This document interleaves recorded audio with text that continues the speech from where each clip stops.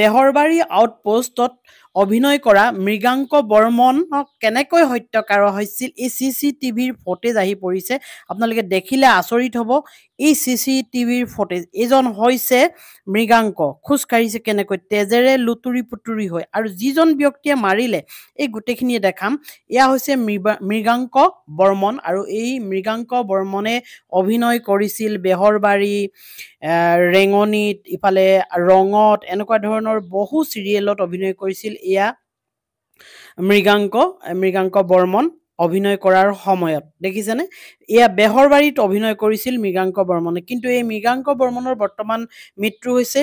চুৰি মাৰি আঘাত হানিছে কোনে, এই গোটেই কথাখিনিয়ে ক'ম।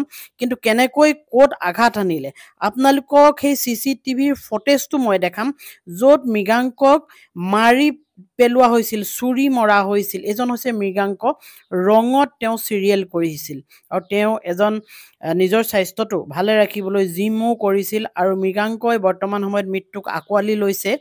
কোনে আচলতে এই ঘটনাটো ঘটালে, কোন মহিলাৰ কাৰণে এই ঘটনাটো ঘটিল, কেৱল প্ৰেমৰ কাৰণে, পৰকীয়া প্ৰেমৰ কাৰণে এগৰাকী বেলেগ মহিলাৰ লগত তেওঁৰ সম্পৰ্ক আছিল। আৰু এইজনে হৈছে সেই হত্যাকাৰীজন, এইজন যিজনে হত্যা কৰিছে। এখেতৰ নামটো আপোনালোকক জনাই দিছোঁ, ৰাজু আলী।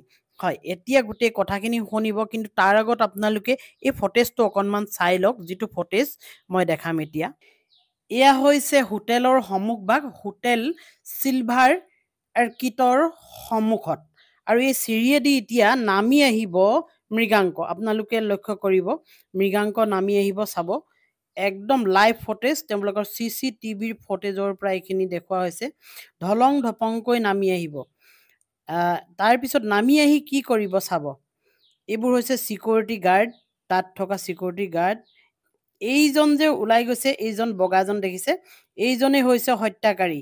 এই হত্যাকাৰীয়ে এনেকৈ এই পালচাৰ বাইকখন লৈ তেওঁ পলায়ন কৰিছে। দেখিছে কেনেকৈ পলায়ন কৰিছে। এতিয়া আকৌ গোটেই ফুটেজটো ভালকৈ প্ৰথমৰ পৰা লক্ষ্য কৰিব, চাব মৃগাংক কেনেকৈ ওলাই আহিব আৰু কোনফালেদি যাব। আৰু বেহৰবাৰীত অভিনয় কৰা সময়ত মৃগাংক দেখিলেনে, বিউটি বাইলুঙৰ লগত।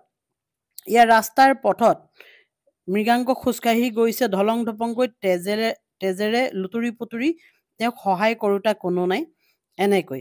কিন্তু এই সময়ত যদি হয়তো কোনোবাই তেওঁক লৈ যাব পাৰিল হয়, তেওঁ বচাৰ চান্স আছিল। এয়া হত্যাকাৰী বগাজন দেখিছে, দৌৰি পলাইছে কেনেকৈ, এইফালৰ পৰা বাইকখন উলিয়াই আনিব এতিয়া। আৰু ইয়াৰ পিছতেই আপুনি দেখা পাব মৃগাংকক, সেই বগা পিন্ধাজন যিজন হত্যাকাৰী দৌৰি পলাইছিল, যে এই বাইকখন উলিয়াইছে, এইজন হৈছে ৰাজু আলী।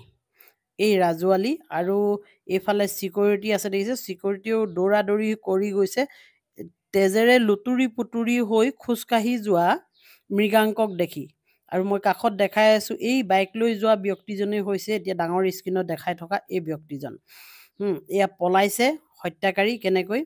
আৰু এইখিনি সময়ত যদি মৃগাংকক কোনোবাই সময় অকণমান দিলে হয়, বাচিলে হয় হয়তো। এয়া দেখিলে ধলং পলংকৈ সহায় বিচাৰিছে মানুহক, দেখিছে কেনেকৈ সহায় বিচাৰিছে, সকলো আঁতৰি পলাইছে তেজেৰে লুতুৰি পুতুৰি।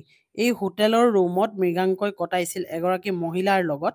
এই কথাখিনি গোটেইখিনিয়ে মই আপোনালোকক বুজাই ক'ম কি হৈছিল প্ৰকৃততে। এই হত্যাকাৰীয়ে দৌৰি পলাইছে দেখিছে, কিন্তু এতিয়া হত্যাকাৰী গ্ৰেপ্তাৰ হৈছে। গ্ৰেপ্তাৰ হোৱাৰ পিছত বহু তথ্য সন্মুখলৈ আহিব, আৰু সন্মুখত দেখি থকা প্ৰত্যক্ষদৰ্শী হৈছে সেই মহিলাগৰাকী, যাৰ নাম দীপশিখা।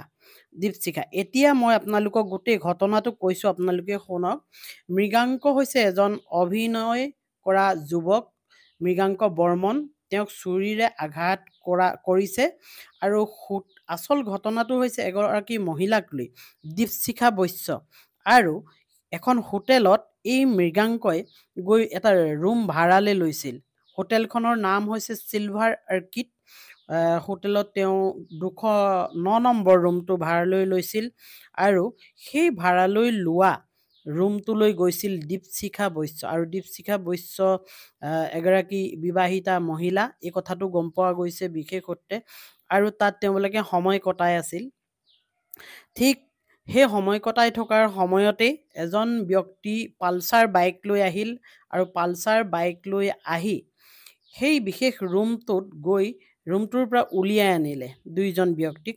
উলিয়াই অনাৰ পিছত তেওঁলোকক মৃগাংকক চুৰিৰে আঘাত সানিলে আৰু কিছু অস্ত্ৰ লৈ আহিছিলে, সেই অস্ত্ৰৰে মূৰত আঘাত সানিলে আৰু সনাৰ লগে লগেই তেওঁ তেজেৰে লুতুৰি পুতুৰি হৈ গ'ল। ৰাজু আলীয়ে মৃগাংকক চুৰিৰে আঘাত সানিছিল আৰু তেতিয়া দীপশিখাই সেই ঘটনা সম্পূৰ্ণৰূপে দেখি আছিল, যিগৰাকী প্ৰেমিক আছিল।